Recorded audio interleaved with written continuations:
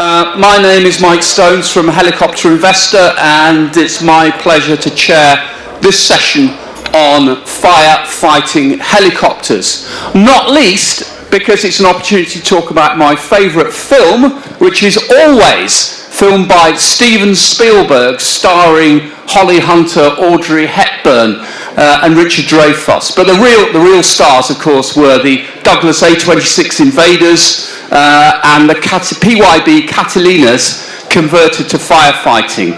That was filmed in '89. Roll on to now, and helicopters are being recruited in the battle to fight fires. And boy, are we seeing more of them with the rising global temperatures, wildfires in Australia, that devastating situation there.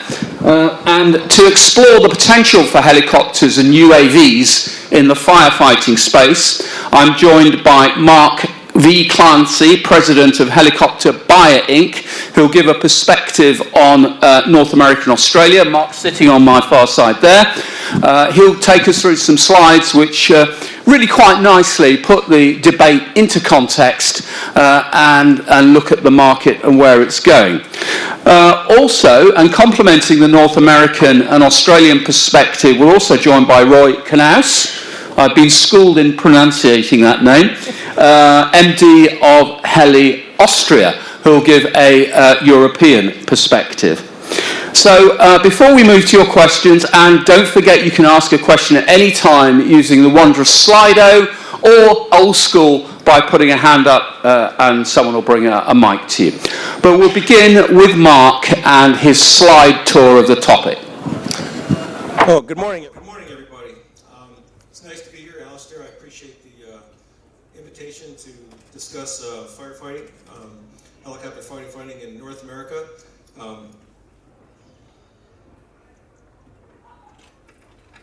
So global climate change has increased firefighting activity in the U.S. Substantially. Statistics show that temperature has increased 2.1 degrees Fahrenheit or 1.2 degrees Celsius.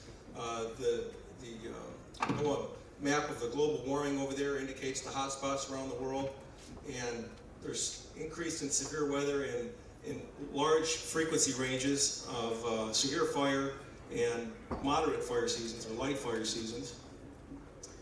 We've seen that in Europe as well in the last couple of years, in Sweden and in Germany. So the question is, how will governments and industry respond to the firefighting challenges, and what are the challenges and opportunities, and how will this affect the helicopter business?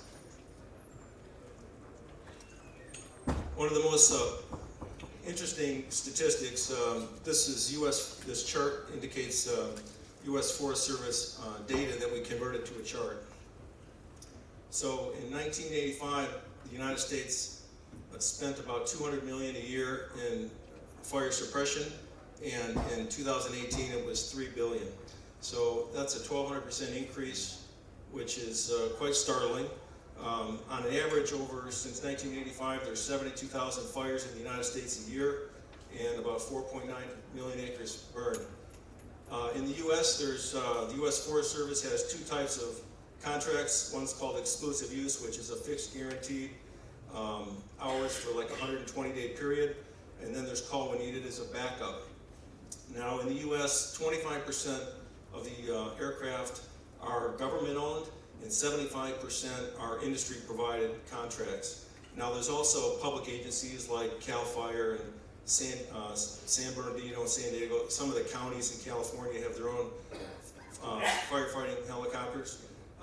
But there's three types of the Type 1, Type 2, and Type 3. The Type 1 is the heavy contract, the heavy helicopters, which are bidding actually right now. There's going to be 28 contracts for heavies this year. Currently, there's 34 mediums and about 46 light. And then there's 200 call when needed that are available. So when the fires get real intense, they'll call forestry backup aircraft, and when they need the call when needed, they'll call them, and then there's about 200 or so call when needed aircraft.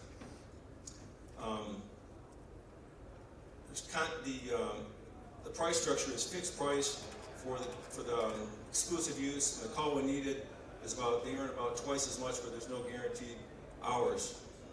The U.S. Forest Service uses metrics to evaluate the performance of the helicopters, and how many pounds of water per pound of fuel is a metric that they use. And the principal helicopters today for the three categories are, the 407, the 407 HP, AS350B3, and the 500. On the left, you see the top one is the Bell 407. The medium is the Bell 205, and also other mediums are the 212, the 212S, and the S61, which was a Type 1, got downgraded to a Type 2 recently. And then the Type 1 is the Sky Crane, the S76, and the K-Max, which is making a resurgence again in the market, and the Boeing CH-47. Now, the Forest Service is involved in a 5-year plan right now to evaluate the trade-offs between exclusive use and call when needed. They decide, the aircraft that are exclusive use, are we getting the most bang for the buck, or should we have more call when needed? The Type 1s, they were at 34 contracts and they dropped them down to 28 recently. Some of the recent and emerging helicopters that are used for firefighting in the U.S., the AW-139 and the S-70s are used principally by the public agencies, and recently former military aircraft, the CH-47 and the Black Hawk UH-60s have been utilized. They can be utilized for non-passenger flights, so water delivery aircraft, and those are the latest entrants. And also the 332 L1s and L2s are prominent in Europe, Canada, but not so much in the United States. However, the 225, which is the derivative of the 332, is intended to be used by an operator in the U.S. for firefighting. However, it's heavier, doesn't have the same efficiencies as the L1s, and Roy can talk about that because Roy operates a number of them. So are they active in rotating crews as well as actively fighting fires? Is that part of their mission? If it's a civil type certificated aircraft, it's allowed to do that. However, if it's a public agency, they can use a non-type certificated aircraft to move crews. Okay. So UAVs are working their way into the firefighting business. One of the interesting things was when I researched the small UAVs, in 2010 there was about 200 hours flown to support firefighting, and in 2018 it's grown to 10,000 hours. So they're starting to supplement the ground crews more, but they're often compared to, you can hire UAVs to do the job of a jet ranger. In fact, they've changed, they've taken some jet ranger jobs, and they're starting to work their way to the unmanned helicopters. In fact, Command back in Afghanistan used the K-Max to resupply the Marines at night very effectively. Well, fast forward to today, Command has a version 2.0 of the unmanned K-Max, and they just delivered the first one to an operator. It's a unmanned version. And they intend to, they're working with FAA to do some flights this fall to prove out. They'll probably use temporary flight restrictions to demo the aircraft. Now, Bell also has a helicopter they're not talking about from the civil side. It's called the Fire Scout, but they're using it for offshore support. They just received a 38 aircraft order for the U.S. government, but once Command gains certification for the K-Max for unmanned use, which the intention is to fight fire at night, that's when the winds are calm and they can have a 24-hour attack on the fire.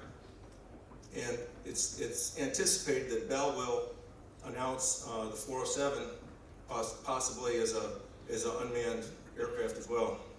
Okay. You want to take some questions?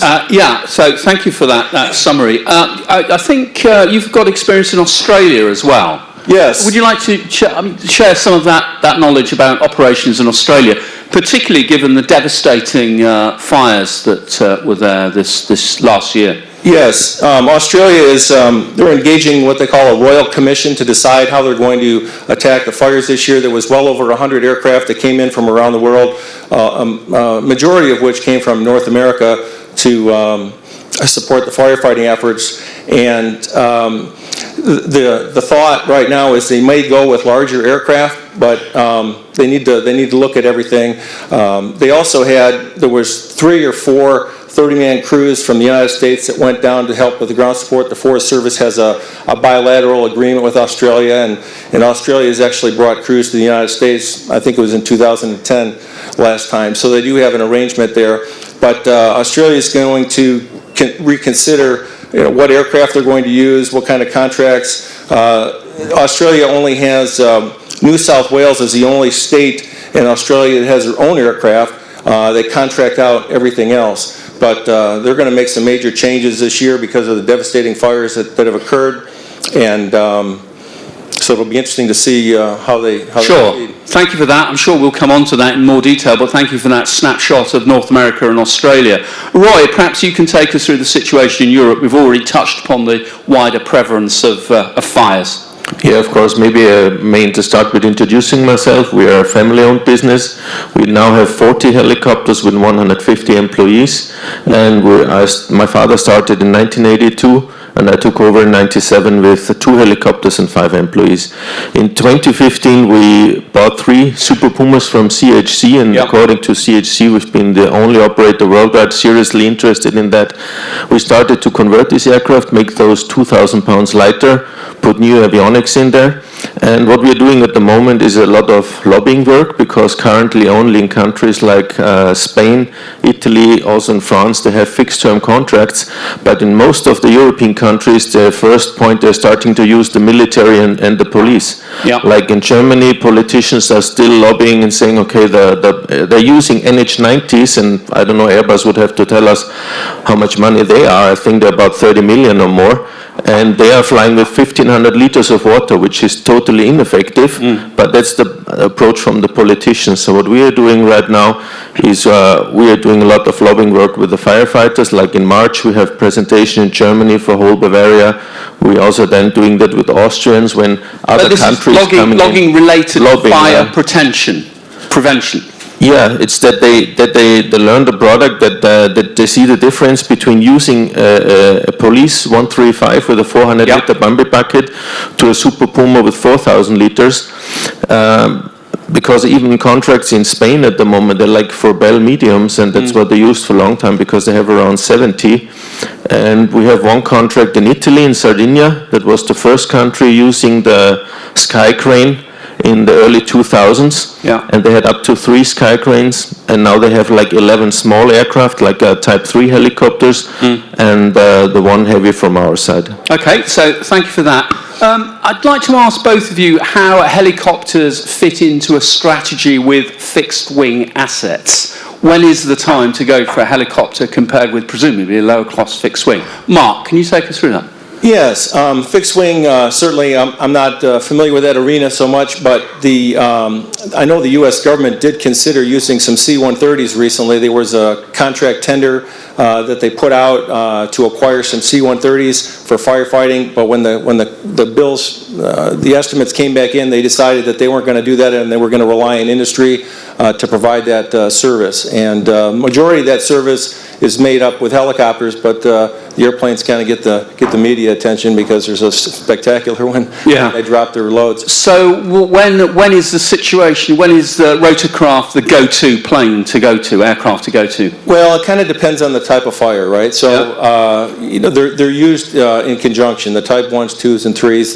The Forest Service determines what fire attack how they're going to proceed, and they have a line of helicopters that attack the fire, but I couldn't tell you exactly the strategy for... Okay, fair enough. Right, how does that fit in Europe then? Yeah, I can tell you the difference from Sardinia, and it really mainly depends where's the fire and where's the water. Yeah. So if there's a short distance, then the helicopter is, and very often, of course, airplanes, they need a lake or need the sea or whatever to get the water. So for Sardinia, as far as the fire is inside the country, then usually they they also send the airplanes as well, depending on the size of the fire. Yeah. But the advantage of the helicopter, you can do short circles, deliver more water, so it always depending how fast you can get the most water onto the fire, and that's how they dispatch the aircraft. Of course, always sometimes then depending how many fires do they have at the same time, but there's certain areas in Italy where they say the airplanes are more at advantage because they're close to sea, so they have short cycles and they can do up to 6,000 liters as well. Yeah. So that's the difference. In Germany, there was politicians saying we need firefighting airplanes, but you know they don't have a lot of lakes in the north to fuel them up, and they would have to go to airfields all the time, put in the water. So I'm sure that helicopters are more appropriate for that area. So I was lucky enough to live in the south of France for 4 years and regularly saw Canadair water bombers flying around tackling brush fires in Languedoc-Roussillon, also in Provence. Is it possible to get a handle on what proportion of fires are fought by fixed-wing and or helicopters in Europe? I don't know the numbers right now. Presumably fixed-wing is a lot bigger though. Well, in countries like France, like you mentioned, but that's coming now, they have a system close to the shore and whatever, that's where they have the fires, and they have a system set up for the Canadairs, and that's why they're using them a lot, which is influencing that at the moment. For example, Italy just ordered 2 more of the big air cranes because they wanted to buy Canadairs, but they're not available. Right. You have to place an order of 10 or 15 airplanes, then you can buy them because the TC holder changed. So that's why they would have preferred to buy airplanes. They were not available, so they ordered 2 more sky cranes and they ordered 2 more for the future. Mark, you were talking about problems with Candairs earlier, weren't you? Has that led to an increased interest in helicopters? So I was referring to some older legacy airplanes. They had a crash many years ago. I'm not sure of the model of that, but it retired some fixed wing aircraft in a hurry, and there are significant fixed wing assets to fight fires, but I'm focused on the helicopter side. Sure. And how do you think Australia will respond to the new fire season? Do you think it's learnt powerful lessons? I mean, certainly there was a lot of political fallout from a perceived lack of government intervention. What about on the helicopter side? Yeah, I think they're going to, like I said, they're going to look for some bigger aircraft solutions. The other thing it's going to do is encourage bilateral agreements. Right now, the Australians have partnership arrangements with Canadians and U.S. companies to bring aircraft down in the off seasons. Alternatively, I think there's going to be more of an opportunity for operators to bring aircraft down to Australia in the wintertime, North America wintertime. So that may be part of the solution as well. But I think the government is considering, purchasing some aircraft. So it'll be interesting to see whether they have their own assets and how that, whether it's going to be operator managed or how many other types of contracts they're going to engage, whether it's going to be similar to the U.S. To be determined. Yeah. So do you think that the severity of the fires was so serious in Australia that helicopters perhaps came of age? Well, that's a good question. They've been fighting fire for 40 years, with helicopters. So, I think the latest trends are with the UAVs, with aircraft fire we'll support. come on to those, And I think that there's going to be increased production once they get approved. That's going to drive demand with the OEMs to provide unmanned aircraft that are going to be manned, unmanned capable, both. And use the unmanned versions at night where it's more dangerous, I think that's going to drive some production in the future. And that's the logic of unmanned at night because it's more dangerous? Correct. Now, sometimes they use NVG, but I think that they'll be, as unmanned aircraft prove themselves, they'll be utilized widely. Yeah. So, Roy, do you think there have been any lessons learned in Europe from what we saw happening in Australia regarding helicopter usage? No, I have not seen them learn so far. I only know that in Germany, the police has been awarded 1.7 billion euros for the future helicopter fleet, which will probably be the 225 and the 145. They're reducing, of course, they will make a tender, but that's my opinion on the result. But these aircraft have to do everything. They have to do search and rescue, firefighting, and everything. So that's why I'm said we are lobbying on different levels. We're lobbying, like we trained pilots in Italy, flying the small helicopters, having a local market, and now they are pushing their local governments to use the big aircraft for firefighting as well. We're lobbying with the firefighters in Germany. We're lobbying on a political level, but it will take a lot of time. But I don't see any lessons learned by now. And can you explain a little about what's involved in converting a helicopter for firefighting duties? Well, to say what is for the example for us for the Super Puma, as I said, we shifted off 2,000 pounds in weight. We ran into problems that we said, okay, remove the floats, but there were no utility floats sponsons available. So we ordered them from Airbus. There was 4 months lead. After 4 months, we asked for delivery time. They said we don't know the delivery time. So we had to do our own. We also have a design organization, so we're holding 50 SCCs. Now we have those sponsons which are also certified in the US and Canada, and we are going from the 332 also to the 225 next, because we see there's a market as well. Then we try to take everything off which is not necessary for a safe operation in terms of firefighting. The next step that we want to do is like to go for a new EFIS glass cockpit that we can do night firefighting. Yeah. That's the one thing. So, but it's step by step. The major thing was to make the aircraft light first, and have updated avionics with Garmin stuff. Yeah. So we'll come on to the market perhaps a bit later. But of course, if anyone in the room has a question about the size of the market now or future market, please ask a question on Slido or put your hand up, and someone will bring a microphone to you, and we'll try and put your views to our people with the inside track here. Mark, anything you can speak to on the conversion of helicopters for firefighting duties? Have you had any experience of that? Oh, sure. So you must have done.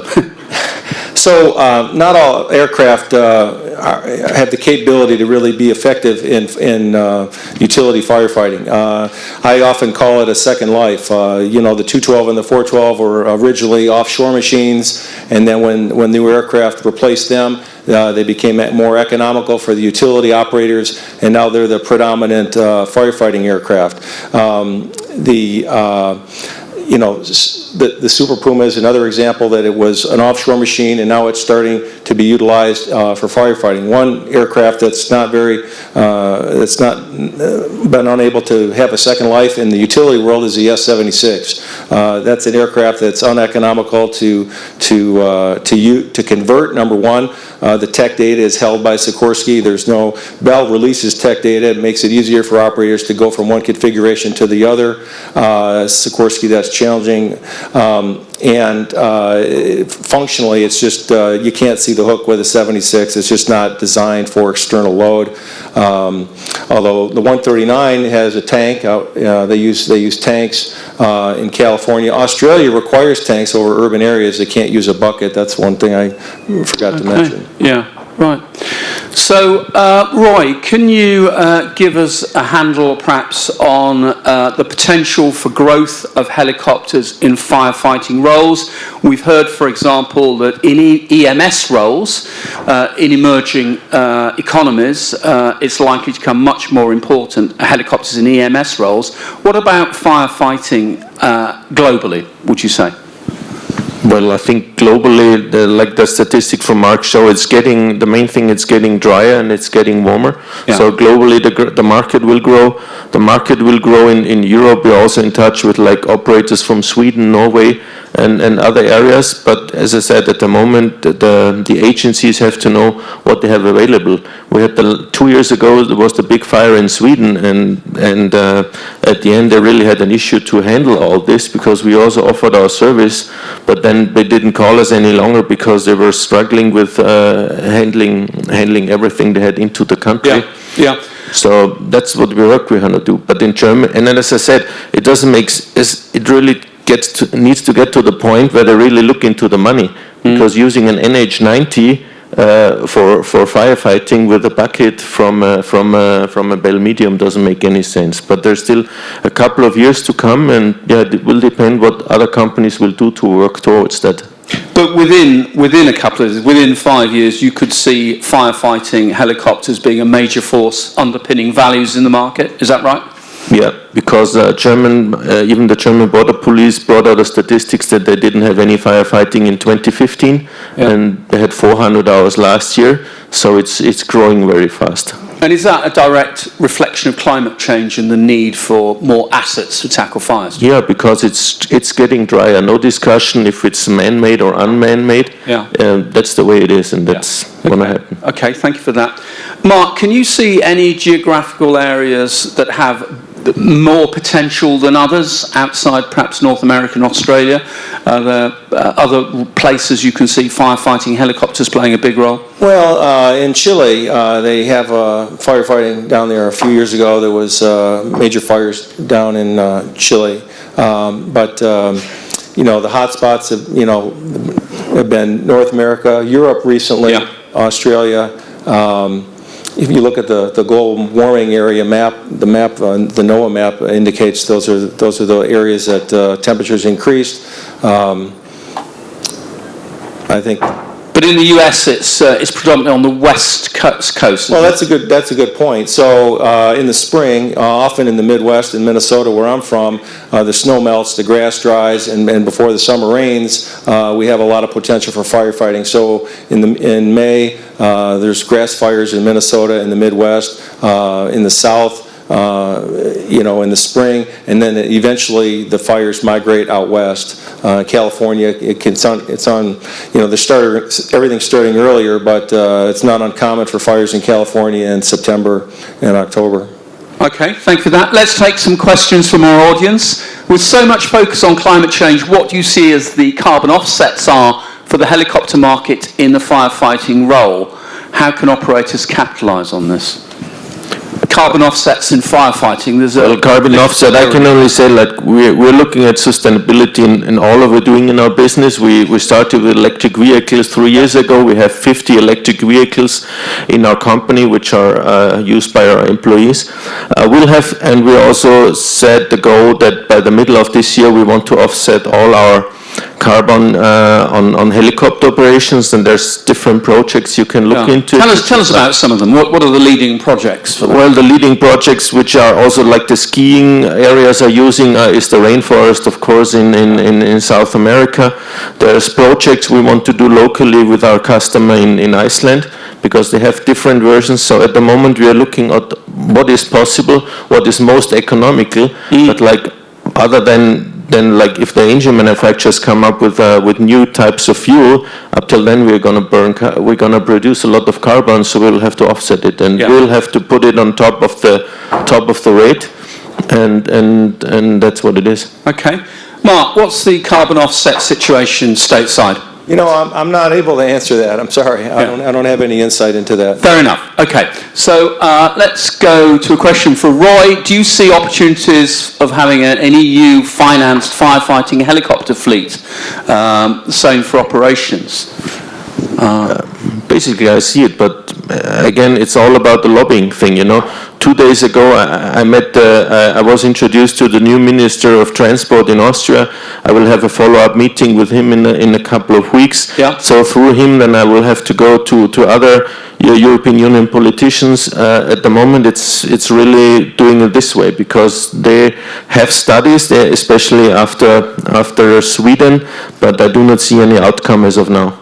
And when you talk to these key influencers, how informed do you find them about the role of helicopters in firefighting?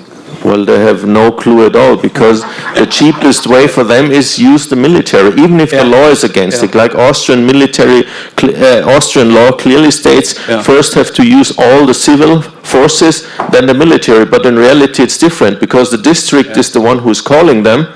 And so the district says, I call the military, they are for free. So if I claim that it's wrong because it's against the law, they are the first court as well, so you never win. So I have to go another way to make it work. And also some things which are happening when the firefighters in Austria and Germany, they have to pay for the firefighters. when they're off their job. Yeah. So once they realize that's quite a lot of money, that you have 100 people working on a fire, so it's better you fight the fire efficiently than using the police with 4 or 5 million euro EC-135, 400-liter buckets, and the police with a Black Hawk flying much slower, or a Bell 212 flying with 800 liters. So it has to grow. So if the politicians have low awareness of that, how is that situation going to change? The situation is only going to change with personal contacts, but the thing that we have is, we go from one election to the other. Like in Austria, we thought we would have a stable, everybody was proud of a young chancellor, but now we had new elections, so new ministers, so I have to introduce myself into new ministers. Start over again. And start over again, and that's what it is. So Okay, fair enough. Let's go to a question for Mark. How confident are you that the US will be open to revisiting their remuneration model to accommodate other aircraft types than the ones actually in use? Well, that's a really good question. Like I mentioned, Forest Service is involved in a 5-year study right now to determine how to balance the exclusive use for the call when needed. And, the new aircraft are always, one of the big questions right now in the United States is the FAA or Forest Service going to allow the Black Hawks to fly passengers with private-owned aircraft? If that happens, it will be the end of the Bell Media market, right? But that's still a question mark, but operators are concerned about that for when the Type 2 contracts come up in a couple of years. So the Forest Service is trying to get the most bang for the buck, and as more aircraft come on, that like the K-MAX is making a big renewed push right now. That has a very efficient capability, I'm not sure, like we were talking about the S-92s earlier, yes. They're getting cheaper and cheaper, and when aircraft get cheaper and cheaper, and if they have the capability to be used for firefighting and can be adapted, then they will. They will. Roy, do you have a perspective on that? Sorry, didn't understand. On this situation. Not really. No, not really. Yeah, okay, fair enough. So, Mark, can you tell us about the preventative role of helicopters? Roy mentioned this in Europe, that helicopters were tasked with preventative logging. Is that the situation in the States? Yeah, that's a good question. The Forest Service is engaged in mitigation of brush, and they actually spend a significant amount of money in mitigating the wildlands. There's the urban wildland interface. People build homes in the wildlands. They want to live out in the wild, and they need to be more cognizant of trees and brush around to minimize, because they can only mitigate so much property, and so there has to be participation with lots of people. But the U.S. Forest Service does a lot of that work every year, but they just can't keep up. There's just there's too many acres. Okay, so fire prevention policies in the States were the subject of controversy not that long ago, with your Commander-in-Chief having a dispute with the Forestry Service. Have those tensions been resolved now, or do you still see them there about preventative forestry management? Well, like I said, there is preventative forestry action, but with thinning of trees and cleaning up of brush. But they're multi-year efforts. It's not something that can happen right away. So while it's easy to say that you can clean out the deadwood, there's the beetle that infects trees and kills millions of acres. I was flying over the west in a 412 a few years ago, and I was amazed at the thousands of acres of trees that are killed, and that are just they're just fuel, waiting for it to happen, waiting for a spark, and it's hard to mitigate that. Yeah, okay. So we'll combine one of my questions with one from the audience in terms of what helicopter makes or models do you think will be dominant in the next 5 to 10 years? And we'll marry that with a question from the floor about how does the 225 firefighting capability compare with other types? Roy, this is a good question for you. 225 versus the 332 L1 and L. Well, I think the 225 will be too expensive because I think the market values will go up again. and then it will be not as economically. But on the other hand, the platform itself, I think it's very good, because that's what we are doing right now on the 332 with an Australian company to make a tank for it. And how it was mentioned here by Mark, you have to use a tank for certain areas. And I'm also operations manager, so flying in Sardinia always with a bummy bucket, I'm a little bit scared. So it's not because we're getting more and more into urban areas. So I want to have it equipped with a tank, so that for safety reasons, it's going to be more efficient with a tank as well than for the night firefighting. Comparing the 225 then to for like the S92, I have learned that with Sikorsky it's different. You probably don't have all those pickup points. Sikorsky doesn't share enough data. Does it have a big enough hole to make an internal tank? I don't know. What we've seen on that, like, is the picture with the K-Mix. I think the K-Mix, especially going forward with the unmanned version, is going more and more into that market. For the future, I will see a combination of unmanned and manned helicopters, so that you can really trade them for both applications. And in terms of aircraft, I see the mediums will only survive if they change it to a single engine. Otherwise, the medium will go out of the market, because the carbon footprint is far too big. And then there's going to be a lot of small UAVs which are falling up. Okay, thank you for that. Mark, what are going to be the dominant types, and also can you have a quick word on UAVs? Sure. Well, I think I think the K-Max will be a dominant type. I think it's a heavy lifter. It can lift 6,000 pounds, which is significant. The UAV. Any other factors behind its payload? In addition to its payload? It's a high hot capability, so a lot of the fires are up in the mountains. It has that capability, the high hot capability. But also, I think it's not been announced by Bell, but the name kind of gives you a clue. Fire Scout, an unmanned variant of that could work its way into the market, as well as Airbus might offer something, and that'll be a complementary thing. I mean, UAVs are complementary to manned aircraft, and so I think it'll work in conjunction. They'll use the UAVs for riskier operations, but the types of aircraft, I think there'll be more UAV helicopters as well as small UAVs. Okay, thank you for that. I think we'll make that our last question. Both speakers will be here, so if you want a private word with them, please come up and ask them a question in person. I think we've covered an awful lot of ground between heavies and mediums and North America, Australia, Europe. Thank you for your questions. We've also picked up a film tip along the way, always by Steven Spielberg.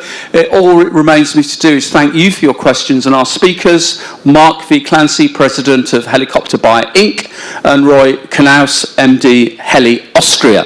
Thank you very much, and back to Al.